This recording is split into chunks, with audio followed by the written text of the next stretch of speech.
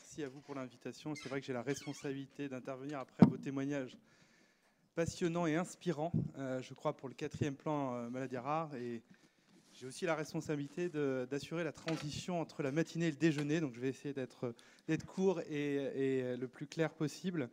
On est effectivement dans une phase de préparation du 4e plan maladies rares avec un bilan qui va être fait déjà du 3e plan.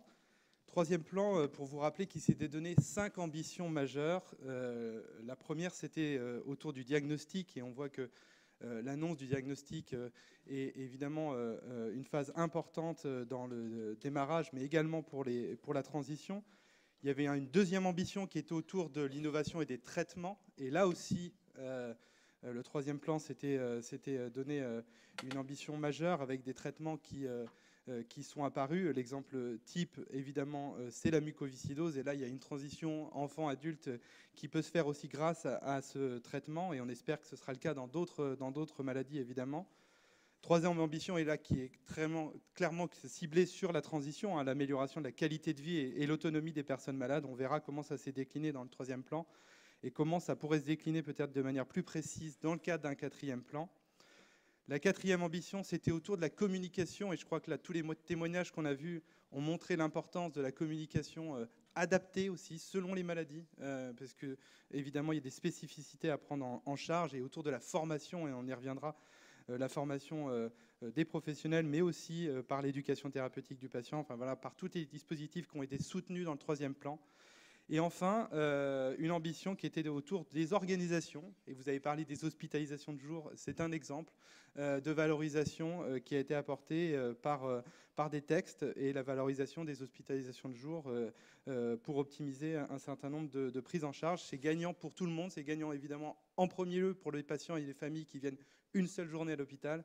Et évidemment aussi, c'est valorisé financièrement de manière plus appropriée qu'une consultation, comme vous l'avez déjà dit. Alors, où est-ce qu'on retrouve la transition? Finalement, j'ai été relire avant d'intervenir ici le 3e plan, et il est construit autour aujourd'hui de 11 axes et de 55 actions. Et en fait, on retrouve la transition clairement inscrite, je vais vous montrer après, dans l'axe 7 principalement, qui est autour du parcours de soins. C'est parcours de soins, mais on va voir que quand on réfléchit au 4e plan, parcours de soins, on va plutôt appeler ça parcours de vie. Dans le 4e plan, on réfléchit déjà à des intitulés. Et tous les exemples que vous avez montrés ce matin montrent qu'il faut aller vers pas que seulement le soin, mais aussi dans d'autres aspects, évidemment, dans la phase de transition enfant-adulte. Et effectivement, quand on regarde précisément ce qui était marqué, et là c'est vraiment le 3e plan dans le texte, je vous lis juste un tout petit passage qui était déjà inscrit en 2017. Les intervenants sont multiples, ce qui nécessite une bonne coordination et un soutien dans leur pratique. Le malade peut être un acteur majeur dans sa prise en charge. Des progrès ont été réalisés au cours des plans précédents. Néanmoins, la qualité du parcours de soins doit être consolidée et s'inscrire dans un processus d'amélioration permanente. Et je crois que cette phrase est toujours valable, et on est toujours dans une phase d'amélioration permanente sur les temps d'accompagnement et cette phase cruciale qui est la phase de transition pour optimiser évidemment les parcours de chacun des malades concernés. Et on retrouve évidemment dans des actions très concrètes qui ont été soutenues, et notamment soutenues financièrement dans le plan. On va voir évidemment sur l'éducation thérapeutique du patient qui a eu un certain nombre, et votre livret le montre de manière très précise, de programmes de TP. On est à plus de 300 programmes de TP, et dont certains sont clairement dédiés à la transition. Donc c'est vraiment quelque chose qui a été soutenu dans le cadre du PNMR3.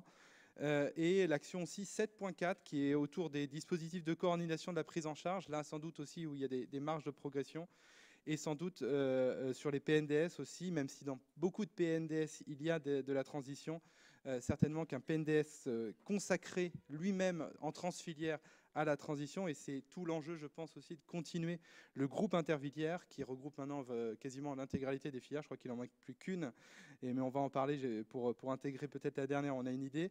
Mais voilà, en tout cas, sur ce groupe interfilière qui est né, qui a permis de construire ces actions dont vous avez parlé ce matin. Là, ce n'est pas du tout exhaustif, mais c'est des exemples en fait, de programmes d'éducation thérapeutique dédiés à la transition. C'est beaucoup plus complet dans le livret que vous avez, mais vous voyez que beaucoup de filières y consacrent des programmes de TP. Il y a eu 2 phases d'appel à projets qui ont été soutenues dans le 3e plan, en 2019 et en 2020, et qui ont été soutenues financièrement. Et entre guillemets, on ne lâche pas l'effort puisqu'on a dans cette phase aussi de transition entre le PNMR3 et le 4e plan, souhaité attribuer une enveloppe supplémentaire pour de nouveaux programmes d'ETP. Et donc là, on a délégué là, cette année, en fait, aux filières de santé maladies rares pour laisser la main en fait, à des appels à projets internes pour que de nouveaux programmes d'ETP puissent être soutenus en plus de ceux qui existent. Donc évidemment, toutes les idées et les initiatives sur les ETP sont les bienvenues. Ça vaut aussi le cas sur les PNDS. Il y a de nouvelles maladies notamment qui ont été labellisées, puisqu'on est dans la phase de relabellisation des centres qui s'est maintenant achevée. Et donc il y a aussi des nouveaux réseaux qui sont apparus, donc des nouveaux PNDS qui vont apparaître, avec, je le souligne aussi dans la campagne de labellisation, des nouveaux centres qui sont apparus enfants, mais aussi pas mal adultes qui vont être financés. Et donc dans la phase de transition des CRMR aussi constitutifs adultes, c'est aussi peut-être un moyen de soutenir des équipes qui vont devoir assurer cette prise en charge soit mixte, puisqu'il y a des centres mixtes, ou soit des centres qui assurent cette transition vers l'âge adulte. Et puis vous en avez parlé, il y a des programmes de recherche et des études en transition, il y a les espaces de transition qui existent et qui n'existent pas encore totalement sur toutes les régions. Donc là aussi, une phase de réflexion, notamment en lien avec nos plateformes, les 19 en métropole, mais aussi les 4 en Outre-mer, pour savoir, et dans certaines régions où il n'y a pas d'espace de transition, si d'autres pourraient en voir le jour. Et puis la communication, j'ai rappelé le podcast que vous aviez réalisé sur la transition. Donc ça, c'est des exemples qui ont déjà été soutenus dans le cadre du PNMR3 et je réinsiste sur l'idée d'un PNDS dédié à la transition. Ça peut être encore quelque chose qui pourrait voir le jour, peut-être avec le 4e plan, qui pourrait être en interfilière pour vraiment faire ressortir cette thématique puisque finalement, on la voit à travers tous les PNDS, mais il n'y a pas un PNDS qui est apparu et ça, je pense que c'est une idée qui pourrait être, que vous avez déjà eue et qui pourrait être concrétisée dans les années à venir.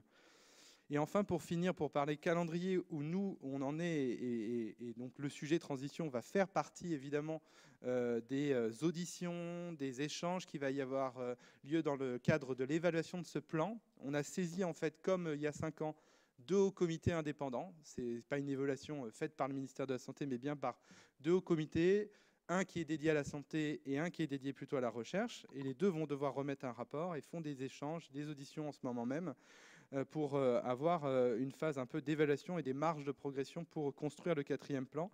Donc vous voyez qu'ils doivent nous remettre leur rapport à la fin de cette année.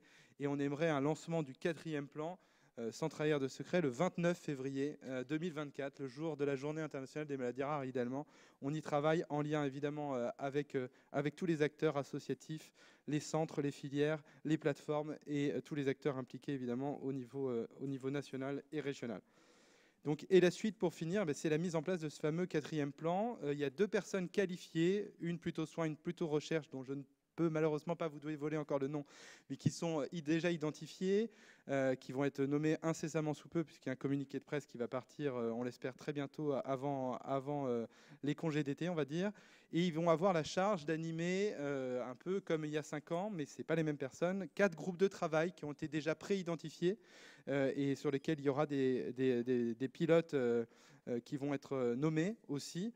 Et il y en a un où clairement la transition ressort, c'est évidemment le premier. Vous voyez, je vous parlais de parcours de vie, on a voulu l'intituler parcours de vie en proximité, donc c'est-à-dire aider l'articulation avec la ville, qui reste et qui reste un enjeu. Et certainement, il y a énormément de marge de progression aussi, parce qu'on a parlé beaucoup d'hôpital, mais il y a aussi le lien avec la ville et la phase de transition, pédiatrie adulte, elle se passe aussi par des acteurs hors hôpital. La phase d'information et de formation, évidemment, là aussi, ça reste un enjeu majeur. Et de faire ressortir la thématique transition de manière encore plus nette et plus claire dans le 4e plan. Vous voyez, je l'ai souligné là. Peut-être l'idée qu'on a avec Anne-Sophie Lapointe, qui est la chef de projet, de lancer un appel à projet spécifique sur la transition pour avoir un financement, comme il y a eu un financement dédié sur les PNDS et sur les ETP, un financement fléché, soit en lien avec les plateformes, soit en lien avec les filières. En tout cas, toutes les idées, évidemment, sont les bienvenues pour soutenir des actions sur cette transition. Et puis, évidemment, s'inspirer d'autres démarches qui sont faites en France, mais aussi en Europe, là où il peut y avoir aussi des exemples bien réussis dans d'autres pays européens, notamment. Et puis, les troisième axe qui vous concerne forcément, l'axe diagnostic, autour du du dépistage néonatal, la phétopathe, le lien avec la génomique, les laboratoires. Un troisième groupe de travail qui sera plutôt dédié au traitement et aux innovations thérapeutiques avec les observatoires des traitements, l'accompagnement dans l'innovation. Et puis le dernier, et on en a un petit peu parlé aussi, des outils numériques qui sont aussi un enjeu important, évidemment autour de la donnée, mais comment aussi on rend plus accessible. J'ai bien saisi aussi la remarque sur les ETP, parfois qu'on a du mal à toucher les jeunes par les ETP, donc il y a certainement des nouvelles techniques de communication et des nouvelles techniques qu'il faut inventer, et ça, le 4e plan va avoir un regard un peu particulier.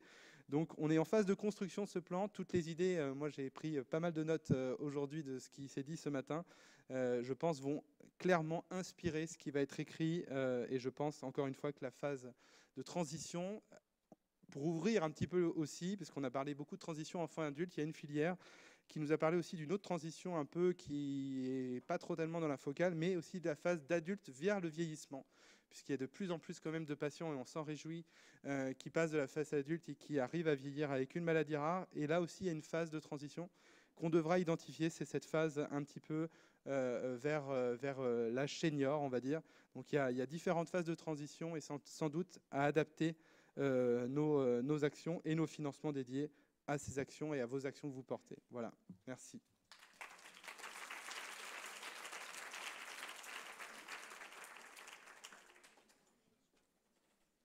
Alors, on a des problèmes de micro. Je ne suis pas sûre qu'il marche. Merci, Monsieur Vauchel. On s'est suffisamment battu pour que nos enfants, nos jeunes grandissent et maintenant vont vieillir. Donc effectivement, c'est une étape supplémentaire, cette transition vers le grand âge qui nous attend peut-être. Merci encore. Merci. Il y a des questions. Je pense que tout le monde commence à avoir faim. Je pense aussi. Merci encore d'avoir fait cette matinée avec nous. Surtout merci à vous.